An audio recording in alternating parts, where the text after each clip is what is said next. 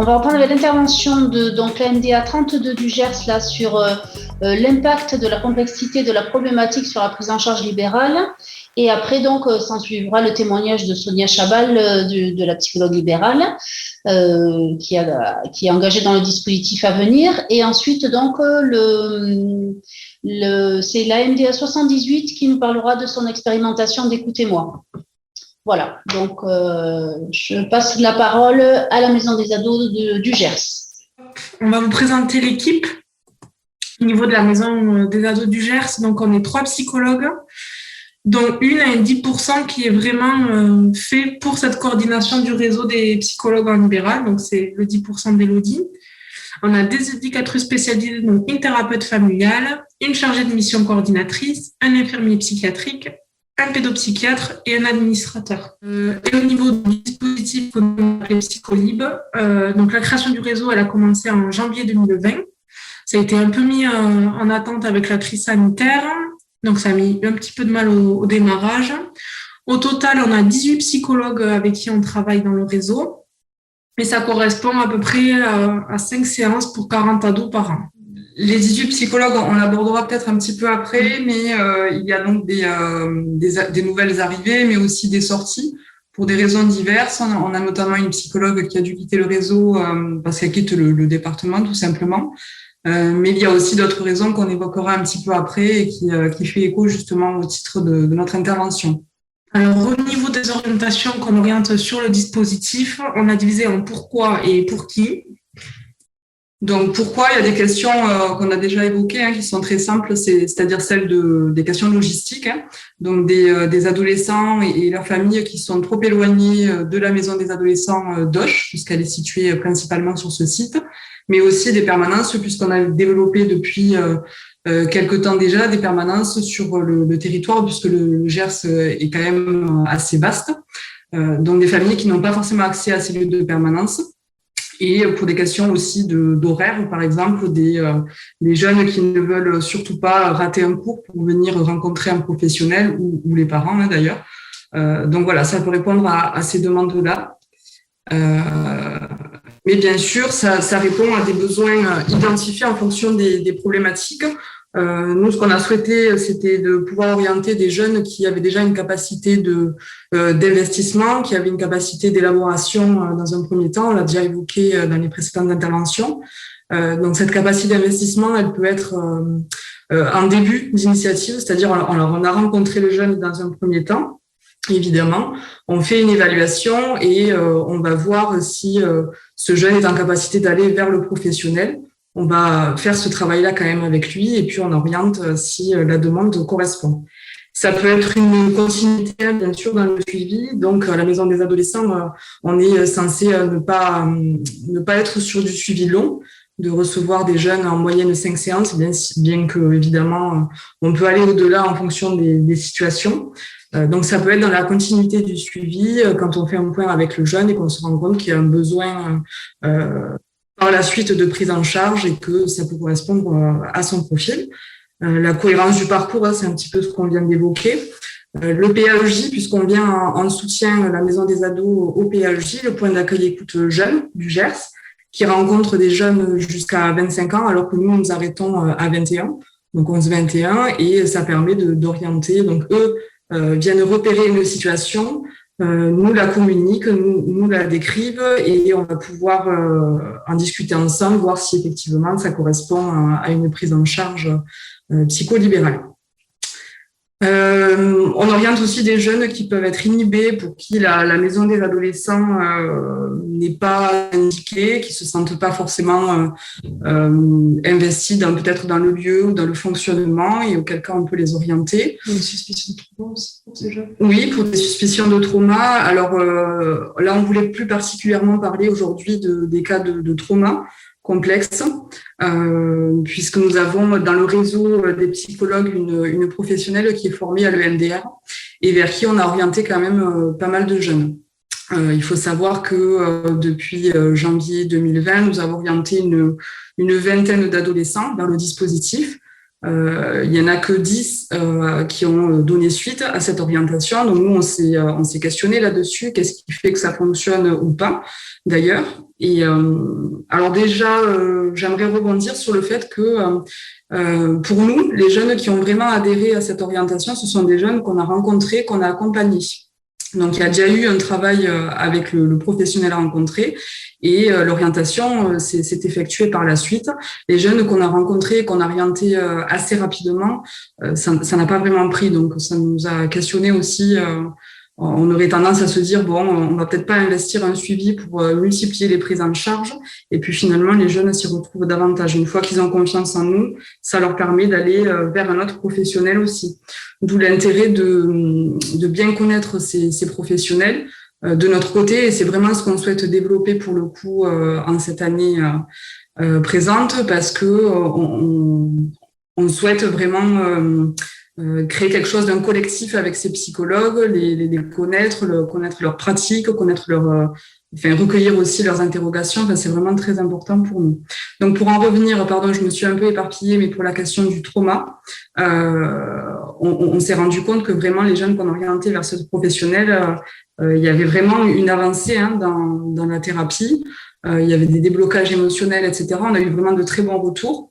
Donc, on a orienté quand même pas mal de situations vers cette psychologue. Et donc, le feeling, entre guillemets, ça va être un petit peu tout ce qui n'a pas été cité jusque-là, mais plutôt un ressenti du professionnel que l'on connaît. Et l'orientation va se faire peut-être parce qu'on estime que, en tout cas, ça a été travaillé avec le jeune, que le thérapeute soit un homme ou une femme, ça peut comment dire, influencer cette orientation et l'approche du psycho, bien évidemment. Aussi. Les deux profils matchent aussi. J'ajouterais juste un truc, pour qui il y a aussi le fait que nous, la Maison des Ados, elle est rattachée à une association et que des fois, on peut être amené à recevoir des adolescents de parents salariés de l'association. Et donc là, c'est un peu compliqué pour nous. Donc, on aurait tendance aussi sur ces profils-là orientés vers le dispositif psycholibre. Et aussi, ça permet de différencier les espaces. Nous, donc, c'est ce qu'on disait tout à l'heure, on peut accueillir la famille et orienter l'adolescent vers un espace thérapeutique à lui, vers le dispositif psycholibre. Donc, on va vous présenter un peu plus les psychologues qui font partie de notre réseau, notamment au niveau de leur spécialité, de leur spécificité. On a des psychologues intégratifs. Alors, on a proposé une brève définition de chaque orientation. Donc, la thérapie intégrative, c'est une approche thérapeutique qui propose, en fonction du contexte, de la pathologie et des problèmes, un choix d'un petit nombre de psychothérapies. Donc, l'idée, ça va être de piocher à droite, à gauche, plusieurs choses qui peuvent au mieux correspondre à la demande et aux besoins. On a des psychologues psychanalystes, donc d'orientation psychanalytique. La spécificité de la psychanalyse, c'est d'envisager le symptôme, ce dont le patient se plaint, comme le signe d'un message inconscient qui cherche à se formuler. Après, donc, on a des psychologues plus TCC, donc thérapie cognitivo-comportementale. Donc là, ça va être traiter le symptôme des patients à l'aide d'exercices pratiques basés sur le comportement et les réactions du patient. Et enfin, donc, on avait une psychologue EMDR. Donc, le MDR, en français, ça veut dire désensibilisation et retraitement par le mouvement oculaire. La technique de thérapie MDR donc, fait deux choses très importantes. D'abord, elle débloque les mémoires et les émotions négatives stockées dans le système nerveux. Puis, elle aide le cerveau à retraiter l'expérience. Et voilà.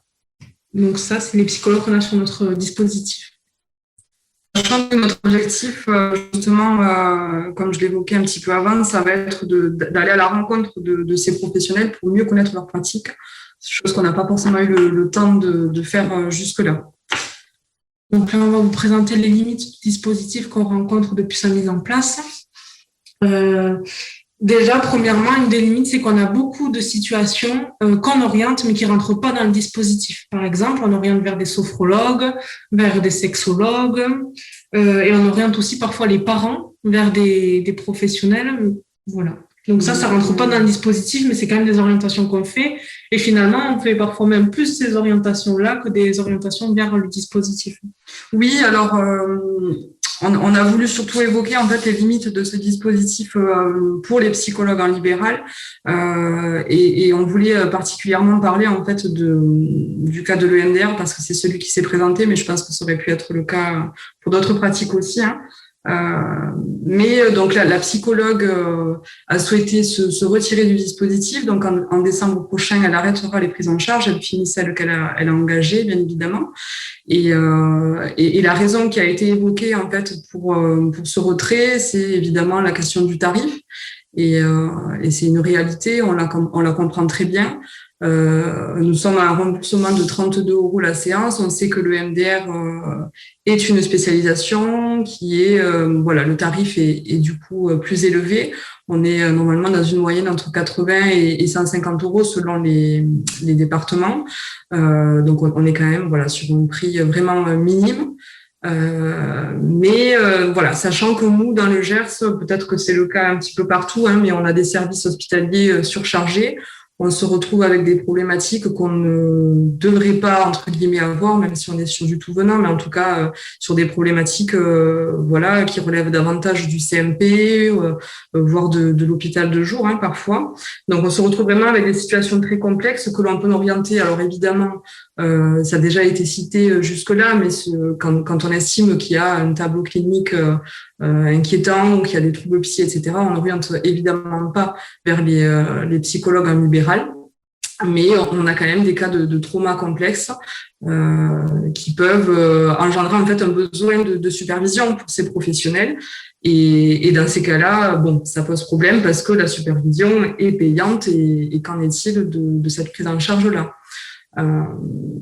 Ce qui en découle aussi sur cette problématique du tarif, c'est notre difficulté aussi à recruter des psychologues. On a des secteurs qui sont vraiment très pauvres.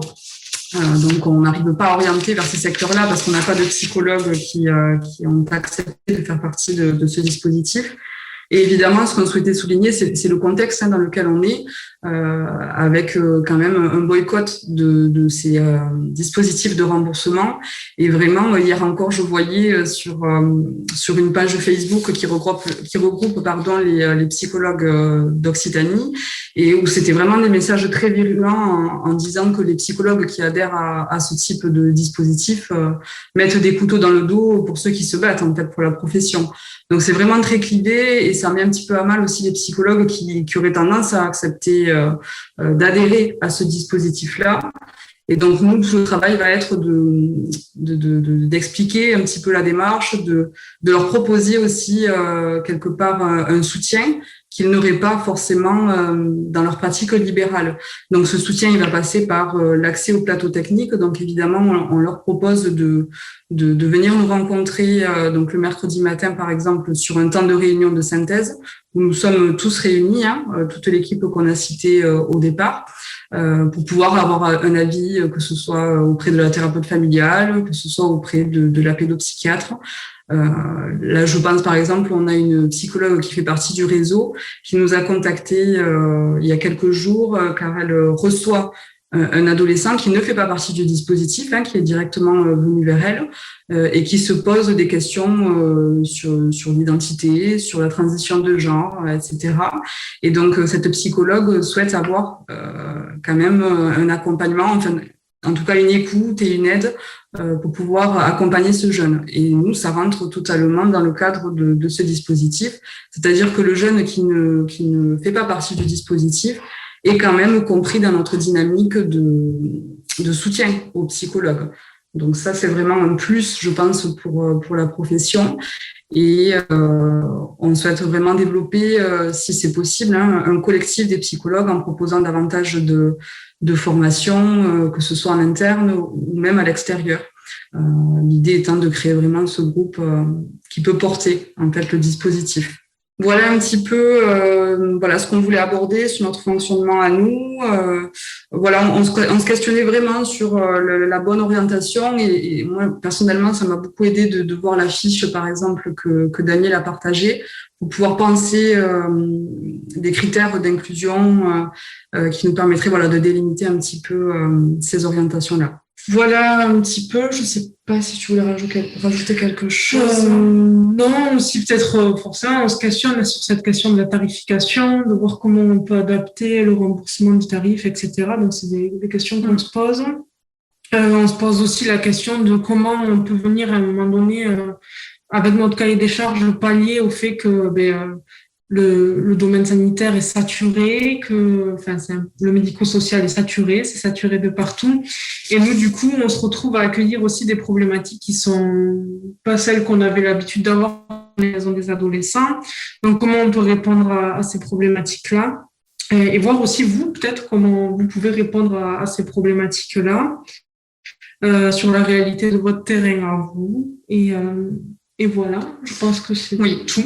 Oui, c'était vraiment cette question de quel impact ça a sur ce réseau, sachant que nous, déjà, on est impacté par une certaine réalité de terrain.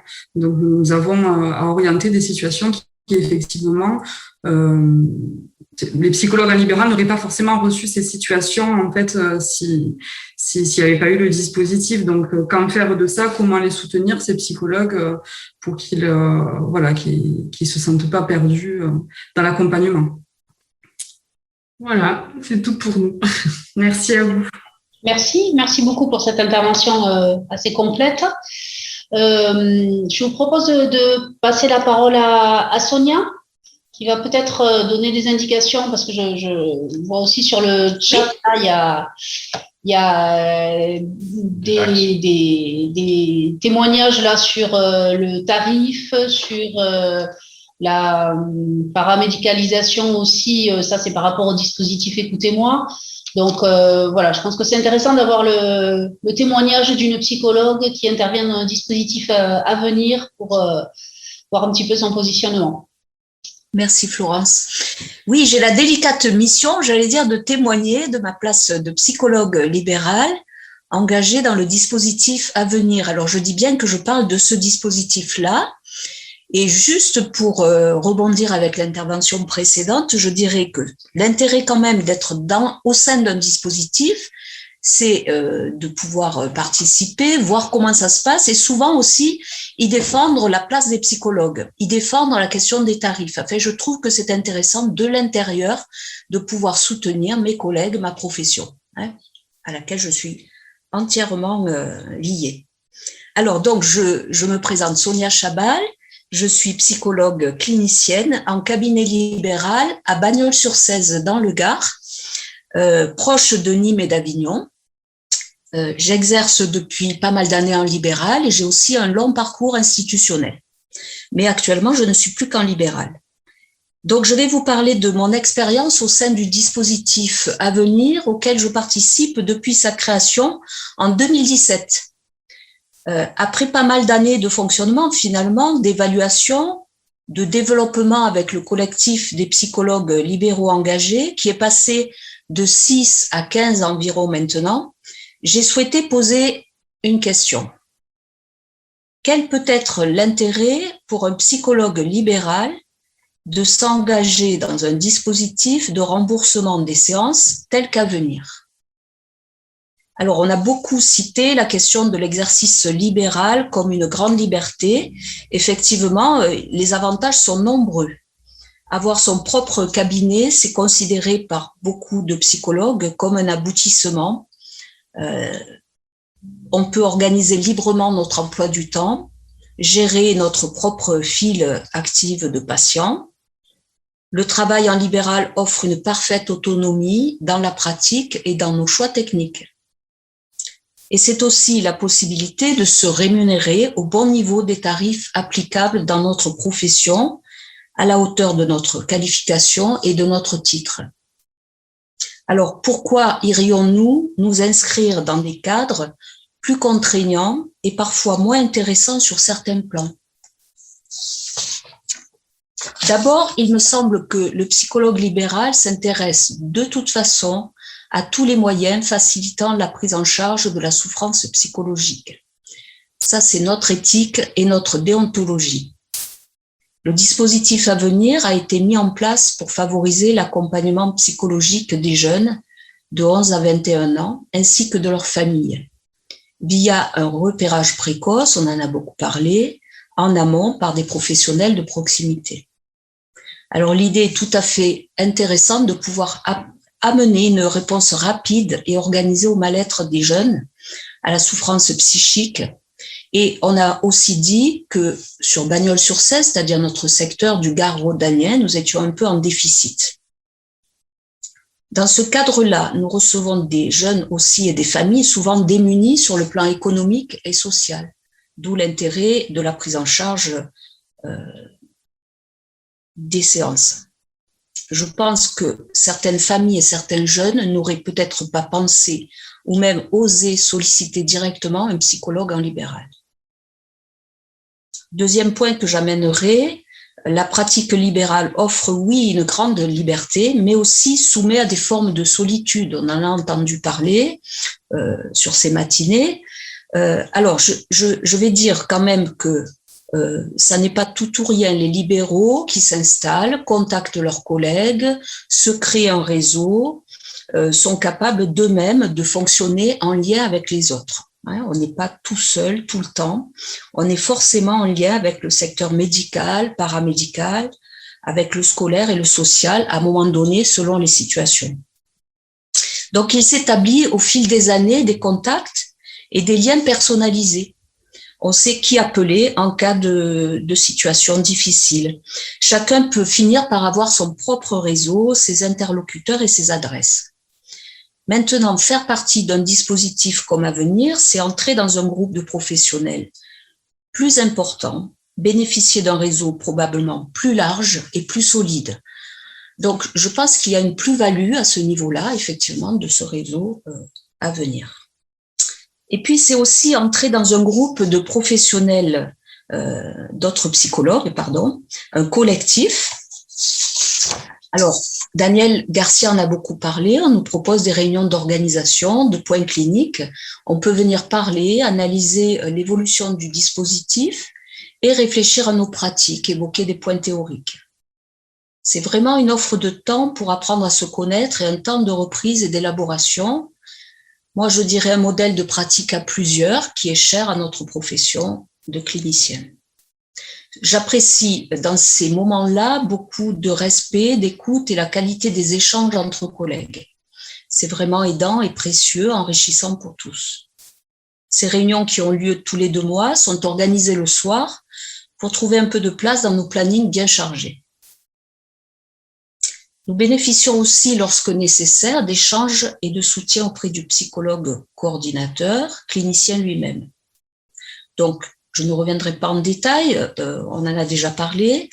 Cette possibilité offre vraiment du soutien, nous permet aussi d'évaluer une situation qui devient compliquée ou difficile, de redéterminer des axes de prise en charge ou d'intervention et parfois de penser à des prises en charge complémentaires. Le coordonnateur nous met aussi en contact avec les adresseurs si nécessaire, ou bien peut faire interface. Grâce au dispositif, nous recevons des informations régulières et récentes sur tout ce qui concerne l'adolescence.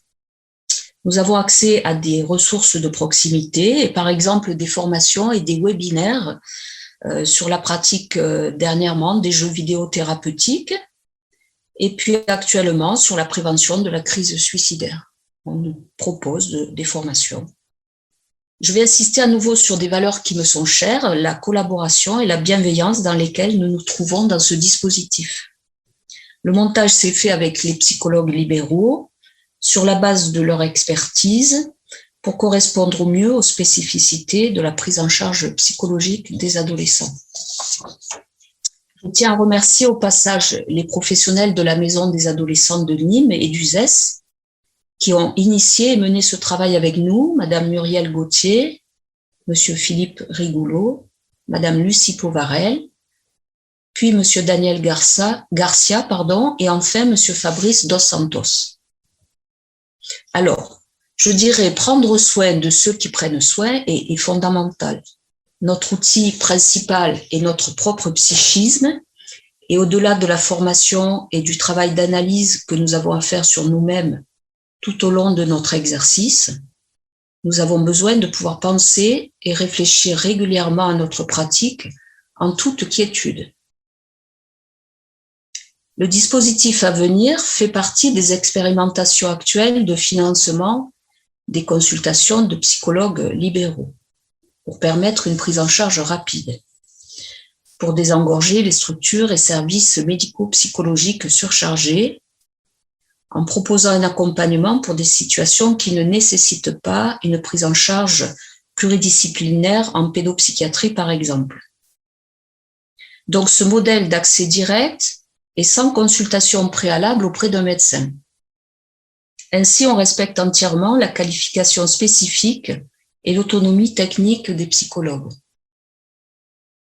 Le lien avec les médecins généralistes et les psychiatres est très important. Dans certaines situations, les psychologues libéraux peuvent l'établir lorsque nécessaire, selon les troubles présentés, la nécessité de poser un diagnostic ou mettre en place un traitement. À l'inverse, les médecins, connaissant le dispositif à venir, sont en première ligne pour adresser des adolescents en souffrance. Pour résumer, je dirais qu'au sein du dispositif à venir, le psychologue libéral peut tout à fait continuer à s'aménager un espace de travail à sa mesure, avec soutien et totale liberté de penser. J'en viens maintenant à un point qui va devoir être re-questionné, nous en avons beaucoup parlé, la rémunération. Les tarifs appliqués actuellement en libéral dans notre profession et dans la région se situent autour de 50 à 60 € la séance. La rémunération proposée dans le cadre du dispositif à venir est de 45 € la séance pour les 3 premières séances d'évaluation, puis de 30 € la séance. Il y a là un écart trop important qui pose problème. Les psychologues libéraux doivent être rémunérés au juste niveau de leur qualification. Alors, je suis partie sur une petite idée qui s'adresse un peu à tout le monde. On peut quand même penser que la prévention économise et qu'elle sauve même des vies. Donc, c'est important, cette question-là, de prévoir une rémunération correcte pour les soins psychiques.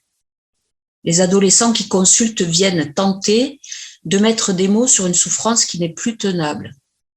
Cette souffrance peut être due à des problèmes familiaux, des violences subies, des ruptures amoureuses, des problèmes de harcèlement scolaire, sans parler des effets galopants et possiblement dévastateurs des réseaux sociaux. On peut aussi rajouter actuellement les dégâts psychologiques liés à la crise Covid. La prise en charge psychologique facilitée permet d'évaluer rapidement la gravité d'une situation, de soulager au plus vite la souffrance, et de prévenir l'aggravation de l'état psychologique. Rappelons que le suicide est en France une des principales causes de décès chez les jeunes. J'aimerais terminer mon propos en relatant combien le soutien du dispositif a été précieux pour faire face à la crise sanitaire liée à la Covid-19. Le 16 mars 2020, le confinement national est annoncé en France.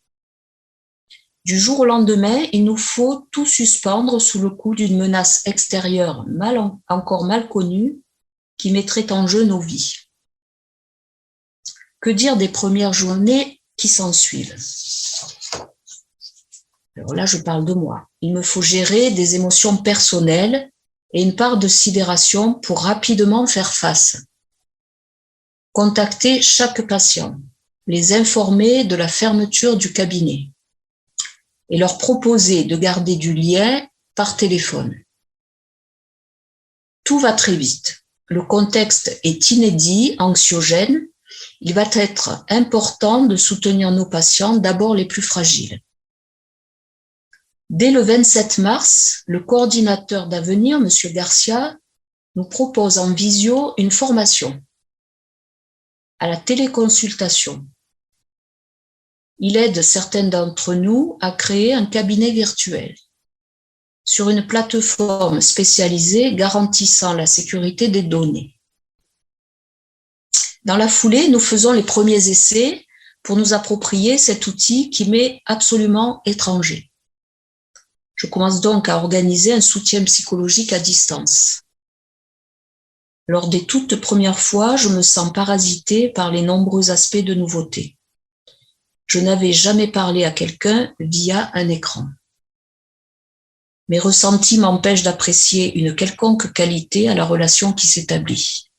Je suis surtout heureuse de voir les patients qui ont accepté le visio, et eux aussi, je crois. Je suis d'autant plus troublée que l'expérience à vivre inédite et anxiogène de ce confinement et de l'annonce de cette menace virale est vécue dans le même temps que nos patients. Je disais souvent à mes collègues, c'est la première fois que nous avons à vivre une expérience quasi traumatique au final, en même temps que nos patients. Donc, il est important à ce moment-là de tenir bon et de soutenir les autres, tout en vivant nous-mêmes des choses très éprouvantes. Quelques jours après, M. Garcia nous réunit à nouveau en visio pour évaluer nos premiers pas en téléconsultation. Alors, je fais part de ma difficulté au groupe, ce ressenti que je n'ai pas, cette impression que je garde un lien, mais qui est un peu factice. Et j'entends mes collègues psychologues du collectif faire part de leur expérience. Et j'entends certains de ces collègues se réjouir de leur sentiment de proximité entre la clinique en distanciel et celle en présentiel. Et je découvre à ce moment-là que l'on peut percevoir les choses autrement. Lors des séances suivantes que je mène en visio, je pousse volontairement un peu plus loin mon implication personnelle, je m'engage à une plus juste distance et effectivement, j'apprends à ressentir. Le visio et le cabinet virtuel, je l'ai mis en place grâce au dispositif, mais je l'ai utilisé aussi pour une grande partie de mes patients, c'est-à-dire aussi des enfants qui étaient en psychothérapie au cabinet et des adultes, et donc les ados du dispositif. Mes patients, enfants, adolescents et adultes, accrochent aussi à cette fenêtre relationnelle et cela fonctionne. Alors ça m'a fait beaucoup penser à une de mes phrases fétiches qui est « On ne peut voir que ce que l'on sait » et je crois que oui. À partir du moment où j'ai entendu parler les autres, j'ai pu peut-être me représenter un peu quelque chose de cette question. Lorsque les cabinets ont réouvert, l'outil visio est resté un bon dépannage pour maintenir le soutien psychologique, notamment pour les jeunes qui se sont trouvés encore isolés ou cas contact.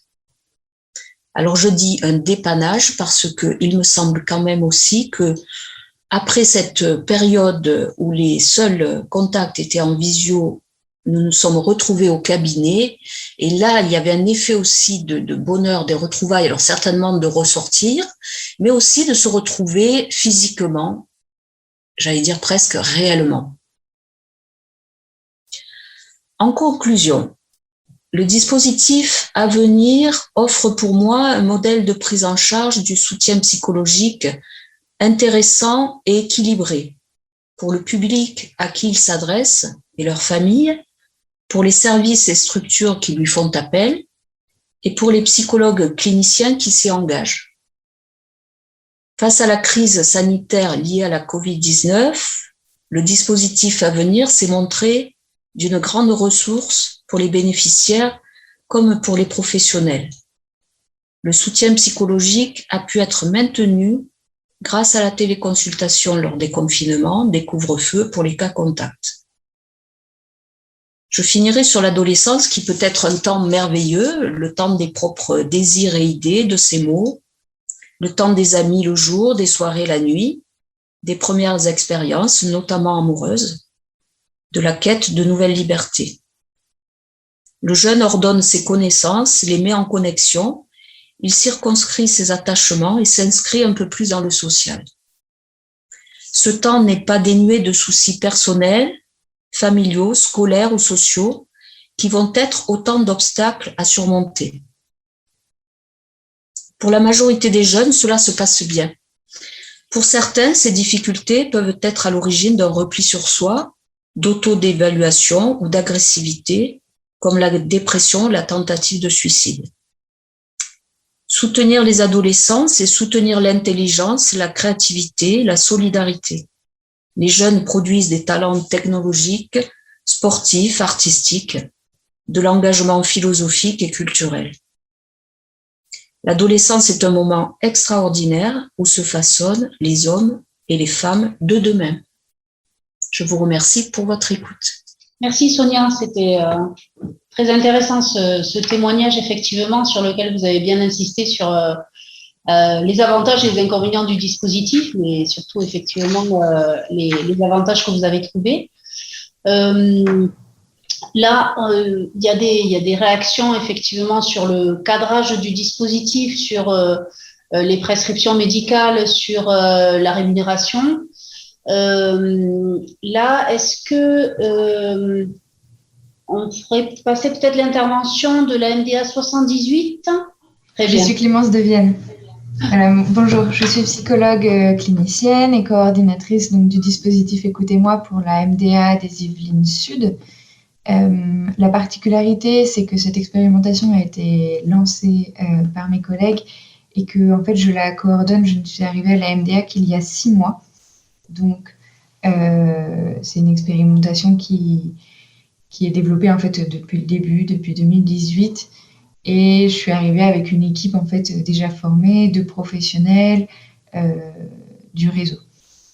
Il y a beaucoup de choses, beaucoup de remarques que je vois dans les commentaires. Je pense que ça va être intéressant qu'on puisse les reprendre parce que si nous nous rencontrons aujourd'hui aussi, c'est pour comparer les dispositifs qui ont pour certains des points communs, pour d'autres des différences. Et donc chacun a ses avantages. Je dirais en tout cas avec le recul que j'ai par rapport aux professionnels. J'entends moi en tant que psychologue quand je cherche à recruter ou que je propose en fait d'intégrer cette expérimentation pour des professionnels que la question tarifaire bien sûr entre en ligne de compte extrêmement rapidement et qu'en fait j'ai toujours en tête et c'est ce qui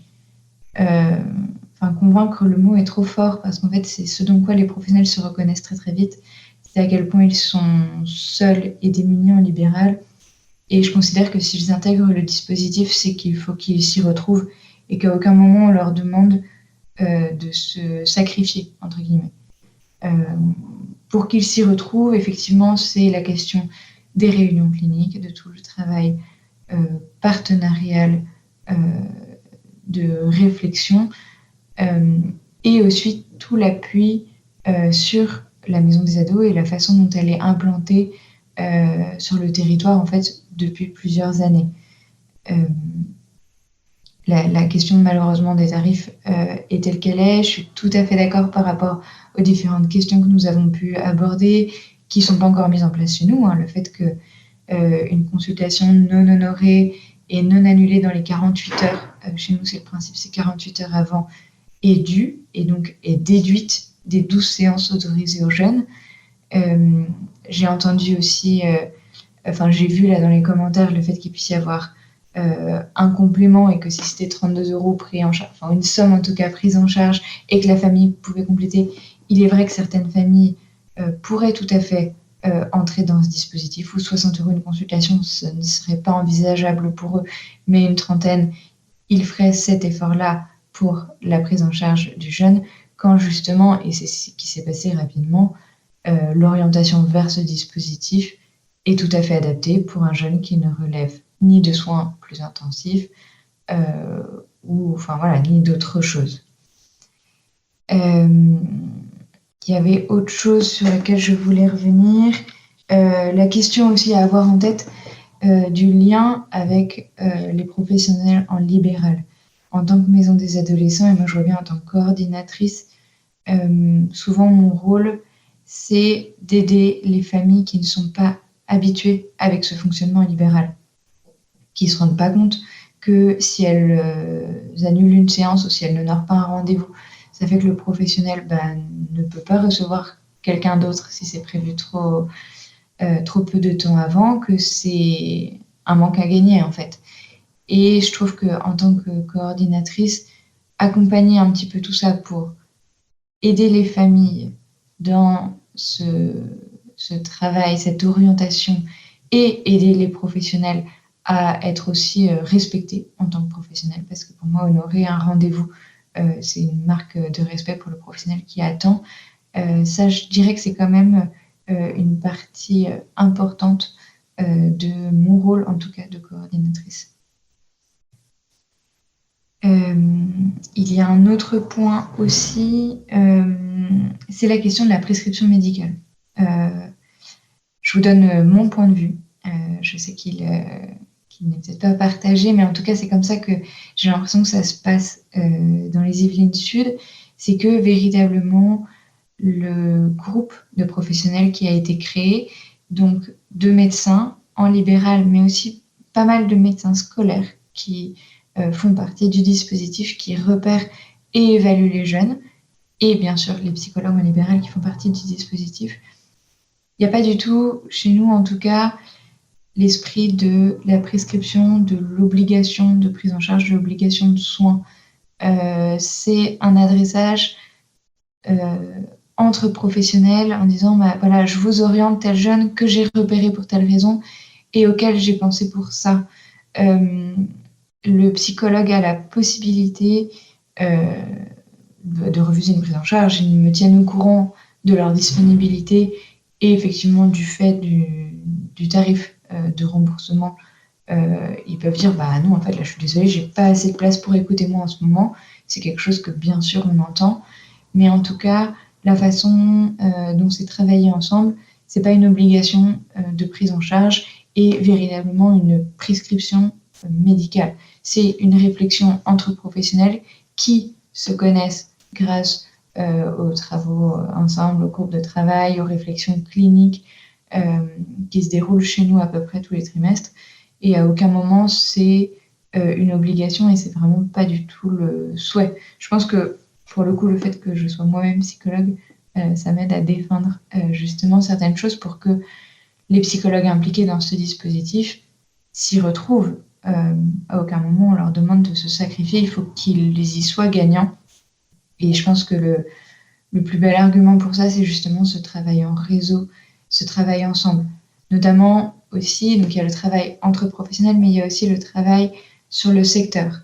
C'est-à-dire que nos réunions cliniques ne se déroulent pas à la maison des adolescents, mais nous faisons en sorte d'être accueillis dans une structure, par exemple la semaine prochaine, enfin demain en fait, nous allons à la maison des parents.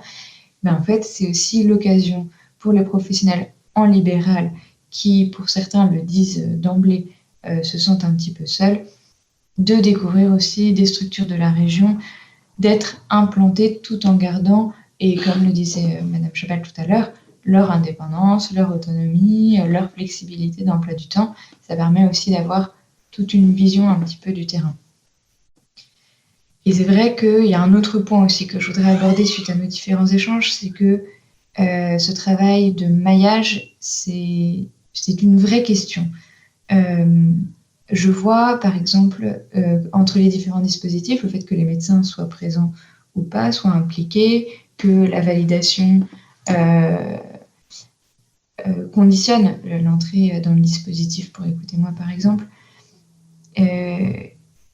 La question du nombre de professionnels est importante, parce qu'à la fois, je considère qu'il faut un maillage de la communication des interlocuteurs différents, des professions différentes, et à la fois, parfois, la complication, c'est le nombre d'interlocuteurs ou d'intervenants pour le jeune et la famille qui ne sont pas habitués à ces processus de soins et qui ne savent pas forcément tout de suite bien repérer qui fait quoi et pourquoi voir le médecin et pourquoi tel psychologue et pas tel autre.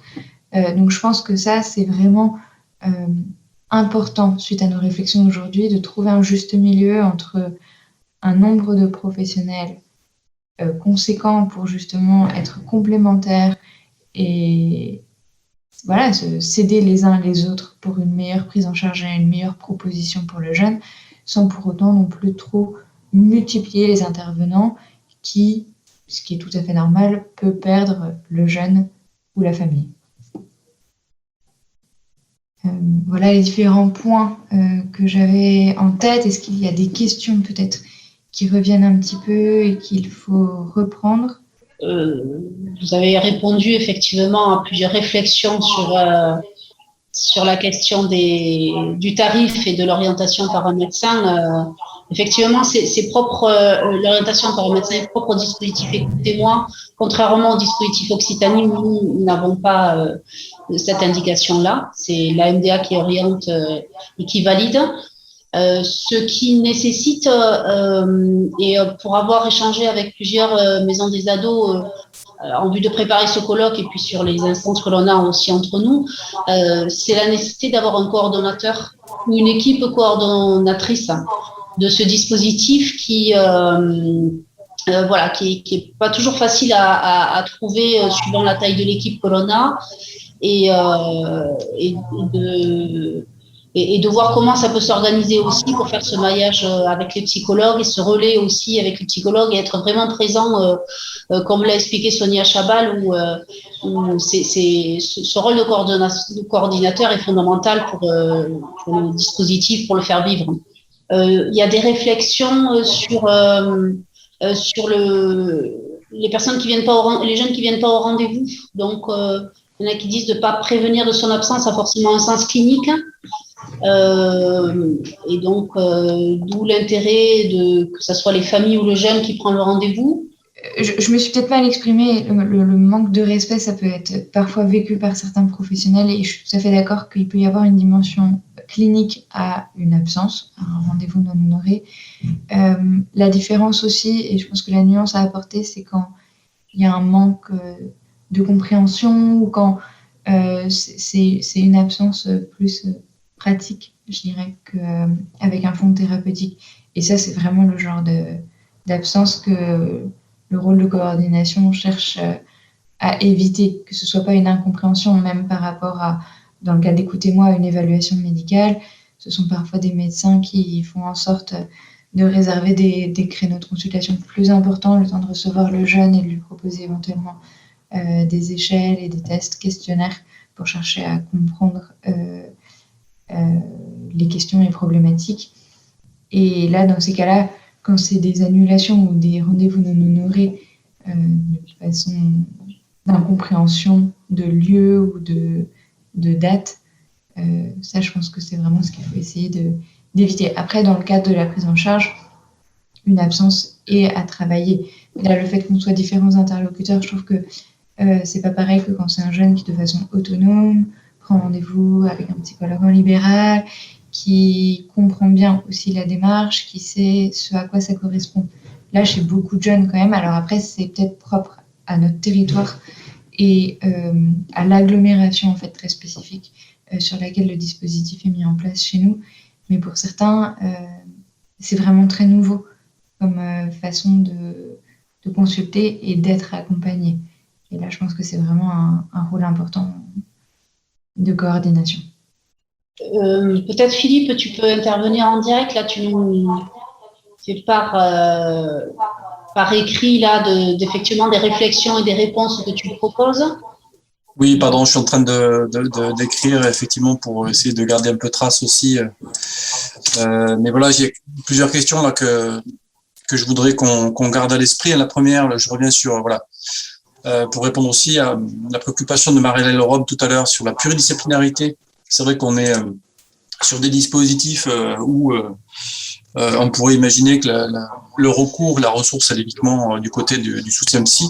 Et je crois qu'il y a dans la poursuite de nos travaux vraiment à insister et à faire la preuve de la pluridisciplinarité qui est au travail, en amont et en aval, à la fois sur la capacité des coordonnateurs à intégrer dans leur questionnement et dans leur évaluation des questions qui vont au-delà du soutien psy, et ensuite en aval dans la capacité à mobiliser des réseaux qui vont au-delà des consultations de psychologues. Et je crois que là, il y a un vrai intérêt à soutenir l'idée de déployer ces dispositifs à partir des maisons des adolescents qui sont déjà dans cette pratique-là de pluridisciplinarité. Mais j'attire notre attention là-dessus, surtout pour la suite, c'est-à-dire en termes d'évaluation qui nous reste encore à construire dans les 18 mois qui restent.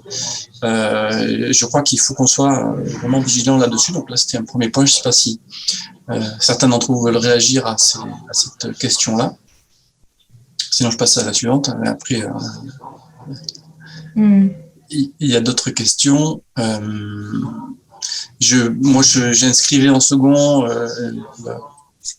la vigilance autour des perdus de vue. On est dans des dispositifs qui cherchent à créer du lien entre des adolescents et des ressources professionnelles et qui gèrent à la fois la nécessité d'accompagner les difficultés, la souffrance d'un adolescent et à la fois à entendre et réguler les inquiétudes des professionnels qui sont en proximité immédiate de ces adolescents-là et qui, pour beaucoup d'entre eux, sont pas du tout experts des questions de santé mentale, mais pour qui la préoccupation demeure. Et on l'a bien vu hier avec l'intervention notamment de Monsieur Ray qui disait combien il restait dans la préoccupation des adolescents qui sont orientés. Et là aussi, je crois qu'il y a une responsabilité de nos dispositifs à soutenir les liens tout en désarmant les inquiétudes des uns et des autres. Ça passe par, je crois, un travail autour des logiques de dessaisissement, c'est-à-dire comment je peux être alerté et inquiété par un adolescent et accepter de le confier à une équipe pour une prise en charge sans nécessairement derrière avoir la responsabilité de ce suivi-là. C'est des questions qui traversent régulièrement les maisons des adolescents en général. Les équipes d'MDA, dans leur quotidien, elles sont là-dessus, c'est-à-dire un ado qui se présente, qui vient, qui dit un nom qui n'est pas forcément le sien, et puis qui vient déposer des choses très lourdes, et puis qui s'en va et qu'on ne revoit jamais. Bon, donc les équipes, elles ont appris à faire avec ça. Et je crois qu'il y a quelque chose à transmettre de ce côté-là aussi, dans les dispositifs qu'on accompagne. Donc à la fois du côté des logiques de dessaisissement, sans porter préjudice à un besoin d'un adolescent qui n'aurait pas su s'exprimer ou aller jusqu'au bout de sa démarche. C'est pour ça que le lien avec les adolescents, pour moi, il est fondamental parce qu'il doit permettre justement d'évaluer ça, c'est-à-dire ma préoccupation en tant qu'adresseur demeure, un adolescent a été orienté, je vous ai orienté un adolescent, rendez-vous a été pris vers le psychologue, puis il ne s'est jamais présenté, qu'est-ce qu'on fait? Donc c'est tout ce travail assez fin, j'allais dire, pour préserver le secret professionnel, la confidentialité de la situation, etc., mais qui doit quand même permettre de faire en sorte que les dispositifs aboutissent. Je pensais à ça parce que tout à l'heure, je ne sais plus qui a dit, mais je crois que c'est Sonia Chabal qui a dit, voilà, le dispositif, il a une de ses vertus, c'est de favoriser la possibilité qu'une famille se saisisse de cette offre d'écoute, là où peut-être elle ne s'en serait pas saisie, soit pour des logiques financières, c'est vrai, ou d'accessibilité territoriale, etc., soit aussi pour des freins qui sont liés aux représentations que ces familles peuvent se faire de l'accès aux psychologues, hein, avec les angoisses ou les représentations du côté de la santé mentale, je suis pas fou, etc., pour le dire vite. Mais il y a quelque chose du côté de oser avoir recours. Et une partie du travail de Daniel Garcia sur le soutien aux adresseurs, je pense, consiste notamment à équiper les adresseurs d'un certain nombre d'outils, de vocabulaire, de représentation qui vont pouvoir mobiliser pour faire le lien avec un adolescent et l'accompagner jusqu'au bout de cette démarche qui peut-être va effectivement ne pas aboutir vers une consultation, mais qui peut-être a besoin d'être soutenu, accompagné pour finalement aboutir à.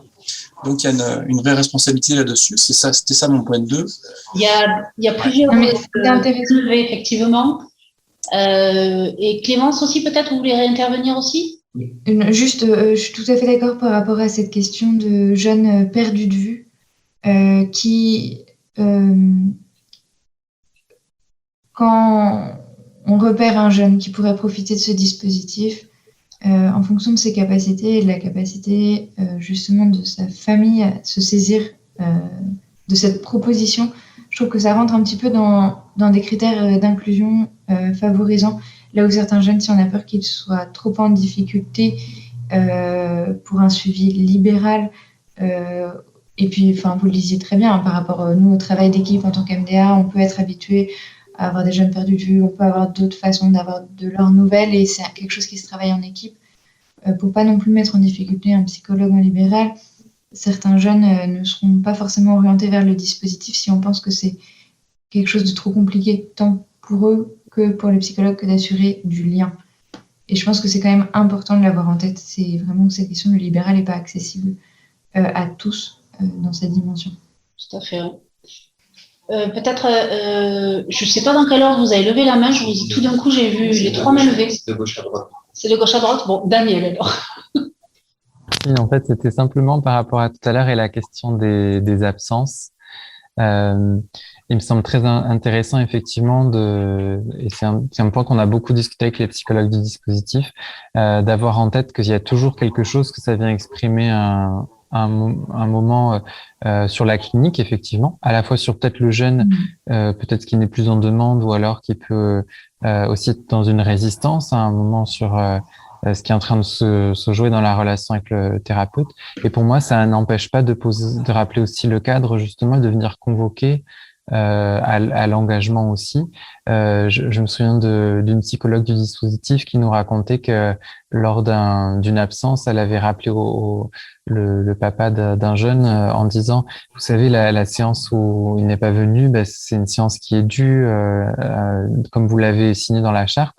Et là, ça nous renseigne aussi sur la dynamique familiale. Le papa qui répondait, mais puisque c'est un dispositif de prise en charge, vous avez qu'à demander à ce qu'on vous prenne en charge cette séance. Et là, ça vient nous informer aussi, même une attitude comme celle-là vient nous renseigner sur la dynamique aussi d'investissement de qu'est-ce que ça vient dire par rapport à comment est-ce que j'investis que mon enfant va voir un psychologue, qu'est-ce que j'en soutiens de cet espace-là, et du positionnement sur effectivement est-ce que cet espace c'est un espace qui ne doit rien me coûter, pas que financièrement, mais ça doit me rien compter en ce que ça me demande de m'investir, moi, de ma personne, d'accompagner mon enfant, ou de remise en question peut-être aussi, ou de ce genre de choses.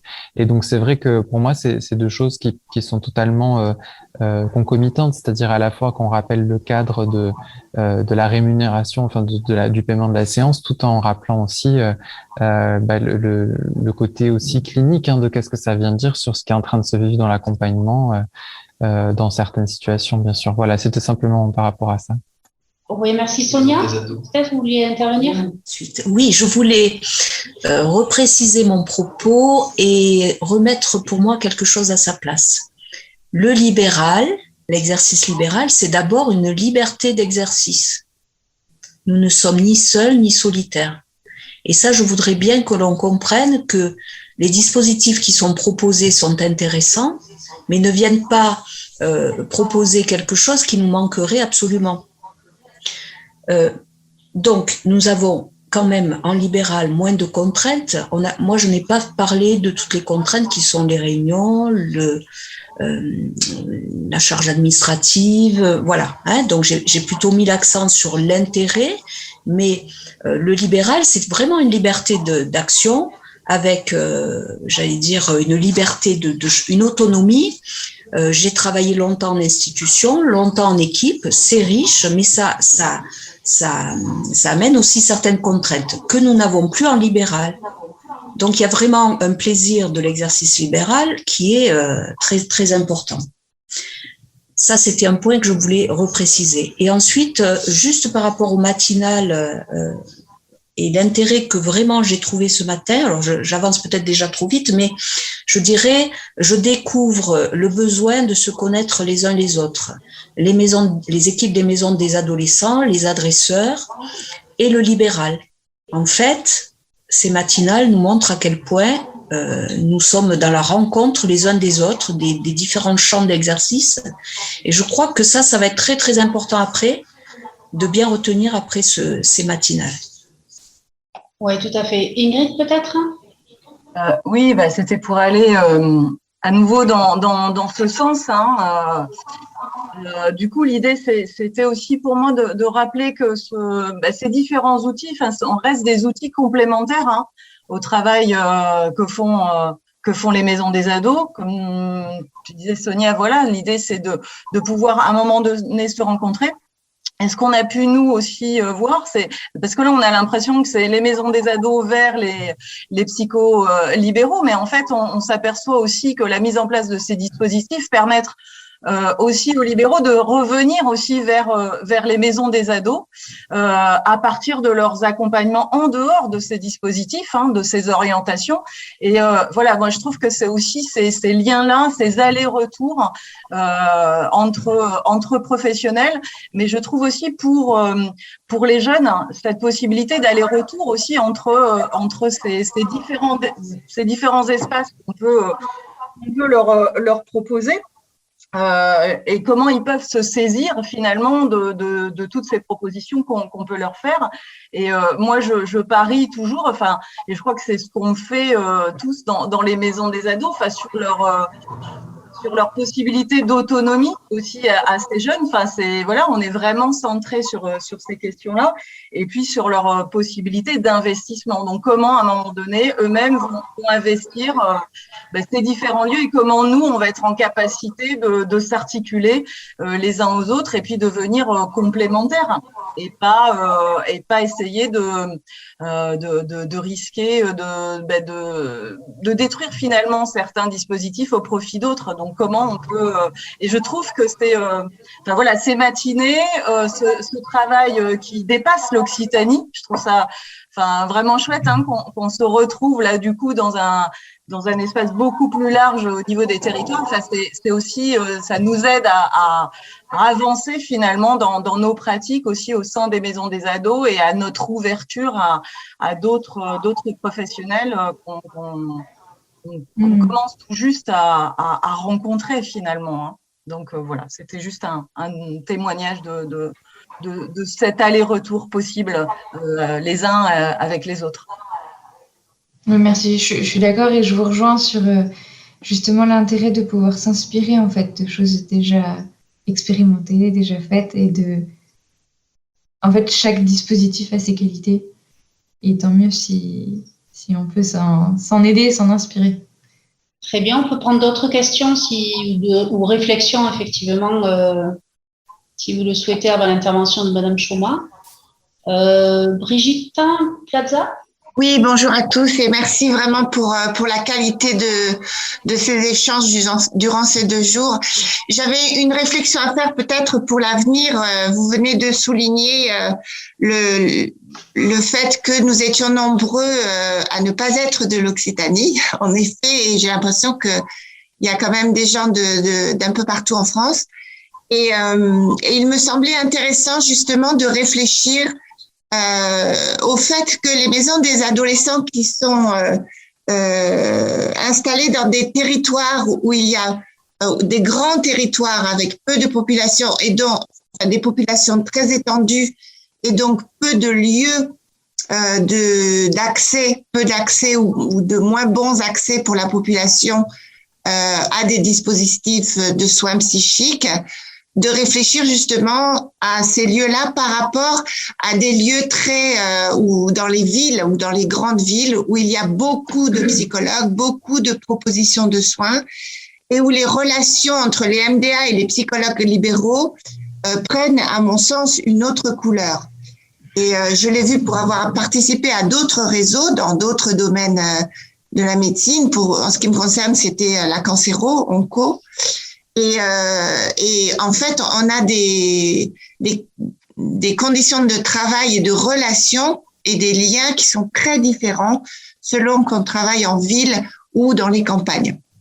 C'est vrai que sur la Haute-Garonne aussi, on avait cette complexité, à savoir que il y a une grosse concentration du département sur Toulouse, et après on a le sud du département qui est très excentré, et ce qui permet d'avoir effectivement un maillage du territoire plus important, et dans l'idée de la MDA hors les murs aussi, c'est de pouvoir proposer des relais sur place, alors même si c'est particulier parce que c'est la prise en charge des psycholibéraux, mais ça donne déjà une visibilité quand même et une présence un peu sur les territoires qui sont moins auto-centrés que quand on est sur des grosses agglomérations qui drainent un peu tout, sur lequel le reste du département est souvent un peu, comment le dire, ils sont pas en colère, mais enfin, ils trouvent qu'on concentre toutes les possibilités.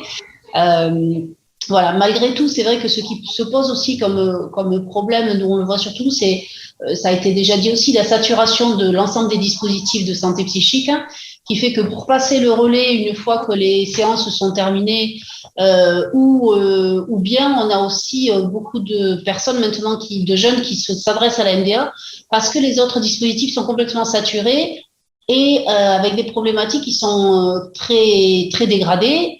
sur lequel les plateaux techniques que nous avons à MDA sont pas toujours calibrés correctement pour accueillir, puisque c'est pas dans nos missions.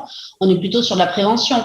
Donc, c'est vrai que ce dérapage que l'on voit autant pour passer le relais que pour accueillir des jeunes qui sont dans des problématiques extrêmes, c'est compliqué en ce moment pour l'ensemble des maisons des adolescents.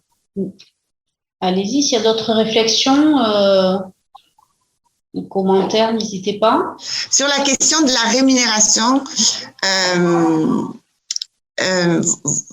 Sonia, vous parliez de la liberté du psychologue libéral. Il se trouve que je suis psychologue libéral, psychanalyste, et je travaille aussi à la MDA de Chartres, et je travaille aussi au CMP, où j'accueille, donc au SPIJ, au service de psychiatrie infanto-juvénile, où j'accueille des adolescents. Donc, j'ai un peu les trois regards d'une pratique qui est une pratique de psychologue, mais qui en fait est un petit peu différente dans la relation qu'on a avec les équipes et avec les partenaires.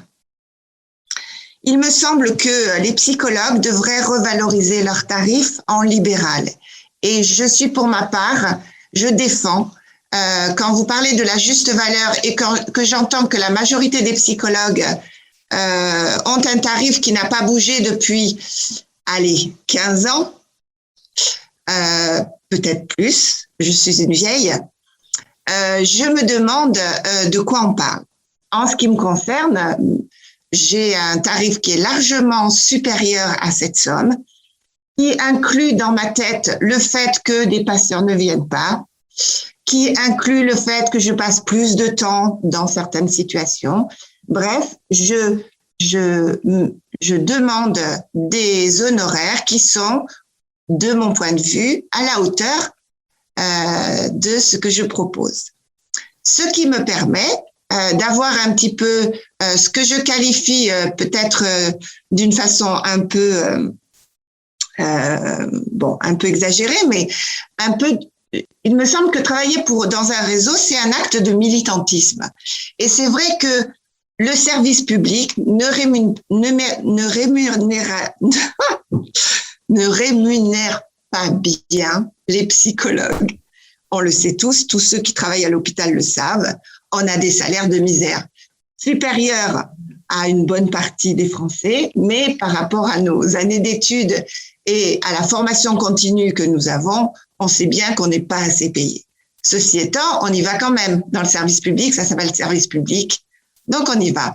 Eh bien, la MDA, c'est pareil. Les réseaux, c'est pareil. C'est un peu du militantisme. Et c'est pour ça que moi, je défends le fait qu'on soit remboursé sur une certaine somme qui est en effet dérisoire et qui pourrait être revalorisée, mais qu'on puisse demander aux patients, et c'est ce que je faisais, une petite partie, voilà, qu'ils payent en plus de 10, 15, 20 euros. Moi, j'ai jamais demandé plus, mais qui n'est pas à la hauteur des honoraires que j'ai en libéral pur, mais qui permet d'engager le patient, la famille, dans un travail quand même qui a de la valeur. Et puis moi, d'avoir quand même une rémunération à peu près équivalente à celle que j'ai à l'hôpital. Voilà, donc la question de la rémunération, je pense, la réflexion sur la rémunération doit être élargie et les psychologues devraient revaloriser leur rémunération, leurs honoraires en libéral. C'est mon avis. Merci. Sonia, vous voulez réagir? Merci Brigitte et bonjour. Je suis tout à fait d'accord avec vous. Nous sommes un peu sur les mêmes idées. Je pense effectivement qu'il y a un engagement, et c'est ce que je voulais dire aussi, c'est-à-dire que face à la souffrance psychique des adolescents, on y va. Et puis, je trouvais intéressant de l'intérieur de pouvoir défendre notre profession aussi. Ce qui fait que parfois, lorsque nous avons des comités techniques avec des adresseurs, mais aussi des financeurs, eh bien, je rappelle à chaque fois l'intérêt de cette question. Voilà. Donc, pour la question ensuite de la participation financière des patients, moi, je serais assez pour, et je trouve ça intéressant parce que il y a la question du paiement symbolique aussi des séances. Alors, nous avons beaucoup travaillé sur ces notions et j'ai beaucoup rappelé qu'il fallait séparer la question de la rémunération du professionnel psychologue qui doit vivre de son travail, qui doit payer son cabinet et ses charges, de la question du paiement symbolique qui n'a rien à voir avec ça, pour moi. C'est-à-dire le paiement symbolique, c'est de la clinique, c'est autre chose. Hein.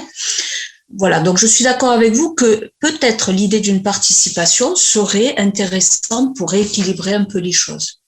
Voilà, après je sais pas, vous avez dit beaucoup de choses très intéressantes. Oui, ah oui, ce que je voulais dire peut-être, alors après on rentre dans des détails parce que je n'ai pas bien sûr détaillé entièrement la question, mais je dirais que dans la pratique libérale, nous recevons toutes sortes de patients venant des dispositifs ou pas. Ceux qui ne viennent pas des dispositifs payent leurs séances. Les psychologues peuvent adapter parfois leurs tarifs parce que lorsqu'on reçoit quelqu'un qui n'a pas de moyens ou très peu de moyens, eh bien on le recevra quand même à 10 €, à 5 €, parce que le plus important c'est d'amener un soutien à cette personne. Donc ça fonctionne aussi comme ça en libéral. Après, nous avons à faire vivre un cabinet entreprise, si l'on veut. Donc on ne peut pas non plus se permettre d'être toujours en deçà de nos tarifs qui vont comprendre notre travail, nos assurances et le reste. Et donc là, je dirais qu'effectivement, ce qui peut arriver quand même bien souvent dans les cabinets libéraux que je connais, c'est qu'on fait une petite part aux patients qui viennent de dispositifs, mais on ne peut pas surcharger notre consultation de personnes de personnes pour qui les séances vont être peu rémunérées. Parce qu'après, on se retrouvera aussi en déficit financier, donc on va équilibrer. Il peut arriver que certains de nos collègues disent, là, j'arrête, j'ai 5 patients qui viennent du dispositif, mais pour tout le reste, là, il me faut avoir des patients hors dispositif. Hein. Donc, je pense qu'il y a des petits aménagements auxquels il faudra aussi s'intéresser. Par exemple, hier, quelqu'un a dit oui, mais il y a des psychologues qui comptent 2 séances. Hein, j'ai entendu ça comme ça, bon tiens, j'ai attrapé ça. Alors, ce qui n'est pas le cas dans le dispositif à venir, on ne compte pas 2 séances pour un même rendez-vous, mais je pense qu'il peut aussi être intéressant de se dire, attention, si on ne rémunère pas suffisamment, eh bien, forcément, il y a des contournements qui vont se faire, notamment des contournements de suivi. C'est-à-dire l'offre ne sera peut-être pas à la hauteur du besoin. Donc tout ça pour dire payez-nous. Alors moi j'avais une petite, juste pour finir Brigitte, hier quand j'entendais écoutez-moi le dispositif, ben moi j'avais envie de dire ben les psychologues écoutez-nous. Là je m'adresse aux financeurs, entendez-nous. Merci. C'est intéressant parce que je trouve que ce que vous dites autour de la rémunération, ça nous donne aussi un peu à penser tant du côté de l'implication du jeune, du patient, de sa famille dans cette prise en charge avec toute la dimension symbolique que nous connaissons. Et ça nous met aussi un petit peu la puce à l'oreille par rapport aux possibilités de consultations spécialisées. Je pense surtout en ce moment avec ce qui peut se passer à toutes les consultations trauma ou MDR, qui sont des consultations qui prennent beaucoup plus de temps et des formations spécialisées pour les psychologues en question. Et cette question du complément en fait, de la prise en charge est quand même, je trouve, très intéressante à garder en tête pour tirer profit en fait, de ces différents dispositifs et voir quelles peuvent être les options complémentaires. Je ne sais pas s'il y a d'autres questions, si c'est bien clair pour tout le monde par rapport à ces différents dispositifs. J'ai l'impression qu'il y a un petit peu moins de questions et que chacun est appelé un petit peu à droite à gauche à nous quitter. C'est vrai que le dispositif, écoutez-moi, il y a eu à jalonner en fait à la journée d'hier aussi. Donc c'est vrai qu'il y a plusieurs dispositifs. Dans les échanges d'hier, il y avait la demande là qu'on précise un peu l'ensemble des dispositifs. Là, il y a le nouveau dispositif qui vient de se mettre en place avec les 3-17 ans. Suite à la crise sanitaire, avec une orientation aussi par le médecin traitant. Donc là, on n'a pas moi j'ai pas peu de retours par rapport à savoir s'il y avait beaucoup de psychologues qui adhéraient à ce dispositif. C'est vrai que ce qui va se poser comme question, c'est quelle articulation entre l'ensemble de ces dispositifs et surtout pour le public, comment s'y repérer et pour nous aussi également, hein, parce qu'effectivement, maintenant qu'il y a plusieurs entrées, il faut qu'on arrive à se situer dans tous ces dispositifs. Après, Voilà, dans la mesure où les jeunes s'adressent à nous directement sur la maison des ados, on sait à quoi on a accès. Après, c'est pour peut-être les adresseurs ou pour les parents qui peuvent peut-être être un peu perdus, sachant qu'il y a aussi des mutuelles qui remboursent aussi un certain nombre de séances parfois. Donc, c'est vrai que tout ça, là, ça vaut le coup d'avoir en tête tous ces dispositifs pour savoir comment s'organiser. Après, était prévue l'intervention de Madame Choma. Donc, je ne sais pas si elle est présente, je ne la vois pas. Mais... Cette intervention, peut-être qu'elle a été empêchée. En tout cas, voilà, elle sera destinataire un petit peu même pas un petit peu, complètement, de ce qui s'est dit un peu là, de nos échanges. On sait qu'on a une ARS en Occitanie qui soutient tout ça, y compris dans la diversité de ce qu'on est en train d'explorer les uns les autres dans ces MDA qui expérimentent. On est toutes et tous en train de chercher des dispositifs qui correspondent à la fois aux besoins et qui soient, comme je disais en introduction hier, pérennes et soutenables. Soutenables, ça veut bien dire qui correspondent à la possibilité d'engagement de chacun des partenaires qui constituent ces réseaux, à la fois du côté des adolescents et des familles. Quel dispositif on peut créer qui soit en capacité d'être à leur disposition et dont ils puissent effectivement se saisir. Du côté des adresseurs, comment construire des dispositifs qui soient suffisamment clairs, réactifs et soutenants pour qu'ils puissent également y orienter des adolescents qu'ils repèrent. Comment ces dispositifs sont investis par des psychologues libéraux qui y trouvent à la fois le respect de ce qui fait la déontologie, le fondement de leur métier et des conditions de rémunération qui permettent un exercice sans avoir besoin, comme c'est le cas sur beaucoup de psychologues qui se sont engagés là, sans avoir besoin de panacher avec des situations, j'allais dire, classiques qui font l'objet d'une rémunération telle qu'ils l'ont convenu et envisagée pour leur pratique, et des situations, des dispositifs expérimentaux qui sont en deçà de ce qui leur permettrait de soutenir leur activité du point de vue financier, et des conditions qui permettent aussi de satisfaire au respect du cadre éthique de ces professionnels, de chacun de ces professionnels. On a eu ces débats autour de la prescription, on a eu ces débats autour de l'orientation, et je crois qu'il nous faut continuer de chercher. À plusieurs reprises, j'ai eu l'occasion de vous dire, voilà, rendez-vous fin 2022, puisque les CEPOM des MDA qui sont engagés là-dedans s'arrêtent en décembre 2022. On ne sait pas si la suite, si ça va être reconduit ou pas pour l'instant, mais je crois que ce sera le bon moment pour nous tous et toutes de construire une évaluation qui soit en capacité de dire des choses. Et ce dont vous avez témoigné là pendant ces 2 matinées, voilà, me laisse assez serein sur l'idée que oui, on aura des choses à dire, que les consultations ont largement démarré, que les psychologues sont largement au travail, qu'on va pouvoir interpeller des jeunes et des familles, y compris sur des aspects qualitatifs par rapport à leur retour sur tout ça. Charge à nous, dans le collectif GPO, d'organiser cette évaluation croisée entre tous nos dispositifs, de faire le lien aussi, parce que tout ça est très suivi par la NMDA, de faire le lien avec ce qui est évalué dans les dispositifs Écoutez-moi, et pour que fin 2022, on puisse rendre un peu la copie, formuler des préconisations. C'est sûrement là notre responsabilité. On n'est évidemment pas dans la position de pouvoir imposer des choses, mais dire ce que le terrain nous a enseigné dans ces différentes expérimentations et être à la disposition des décideurs pour ensuite contribuer à la formalisation de quelque chose d'assez généralisable, d'assez définitif, mais qui puisse correspondre à chacune des contraintes qu'on a évoqué largement pendant ces 2 matinales. Je ne sais pas si c'est à moi qui appartient à la conclusion. En tout cas, de ma place, je tiens à vous remercier toutes et tous pour le temps que vous avez pris, pour la générosité de votre implication dans les débats, dans les questionnements et dans les réponses que vous avez aussi su formuler les uns envers les autres. Et puis, je nous invite à poursuivre le travail. C'est un chemin encore de quelques mois. J'ai le sentiment de participer à quelque chose qui nous dépasse un petit peu nous en tant que MDA départemental, et qui va venir contribuer à renseigner toutes les questions qu'on se pose sur la meilleure manière de répondre à la souffrance adolescente. Et donc ça nous dépasse dans le sens où ça dépasse simplement le cadre des MDR, et ça a été rappelé.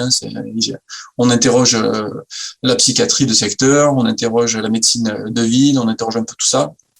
Très bien. Merci beaucoup à toutes et à tous pour votre temps, votre participation.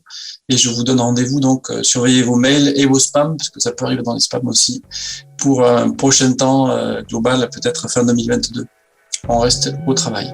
À bientôt.